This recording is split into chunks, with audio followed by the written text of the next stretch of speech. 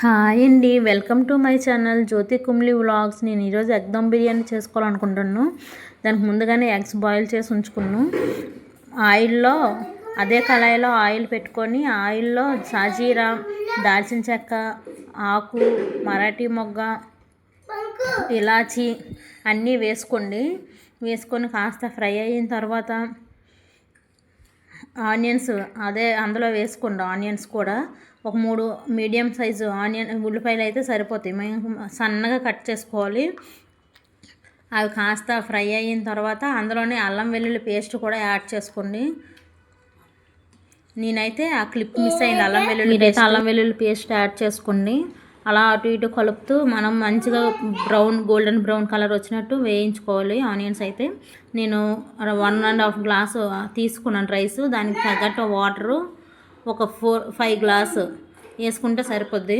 5 to 6 glasses. అందులోనే salt, whole garam masala అన్నీ వేసుకోండి. చెక్క, లవంగా, దాల్చిన సాజీరా, పువ్వు, జాపత్రి మీ దగ్గర ఏముంటే అవి వేసుకోండి. అందులో ఆయిల్, వాటర్ ఎలా ఉండాలంటే సాల్టీగా ఉండాలి.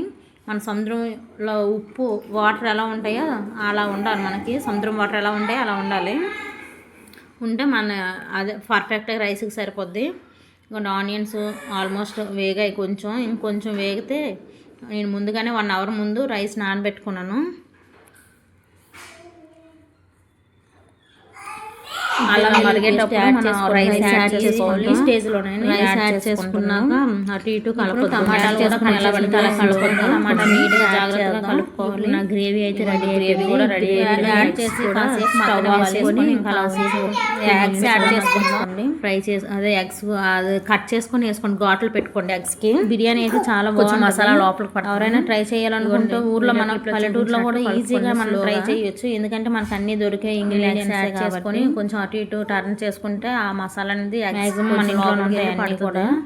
టమాటాలు ఆల్మోస్ట్ మగ్గిపోయి ఇప్పుడు అందులోనే మనం కొంచెం బిర్యానీ అయితే ట్రై చేయండి. బాగుంటుంది. కరుడుబ్బులుగా విరిగిపోద్ది కాబట్టి కొంచెం అటు ఇటు ఇప్పుడే తిప్పుకోవాలి. కలుపుకోండి మంచిగా.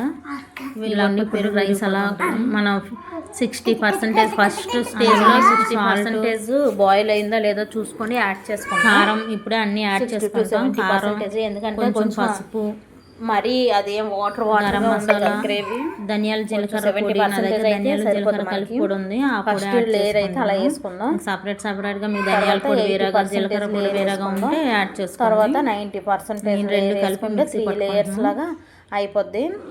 నెక్స్ట్ ఏమో మనం ఫ్రై చేసుకున్న ఆనియన్స్ కొంచెం తీసుకొని యాడ్ చేసుకొని అన్ని కొంచెం ఆనియన్స్ రిలీజ్ అయ్యేటట్టు పైన అన్ని వేయించుకోవాలి. కలర్ దగ్గర వాటర్ అయినా లేకపోతే కుంకుమ పువ్వు వాటర్ అయినా అందులోనే కొత్తిమీర, పుదీనా కూడా కట్ చేసిన నెయ్యి కొంచెం నెయ్యి కొంచెం యాడ్ చేసుకొని దమ్ పెట్టుకుంటే 10 minutes 5 minutes స్టవ్ ఆఫ్ చేసుకొని మన రైస్ బాయిల్ అయితే అందులో వేసుకుంటే ఇంకా దమ్ పెట్టుకుంటే మనకు బిర్యానీ రెడీ అయిపోద్ది. నాకు వాటర్ కూడా ఆల్రెడీ మరుగుతున్నాయి.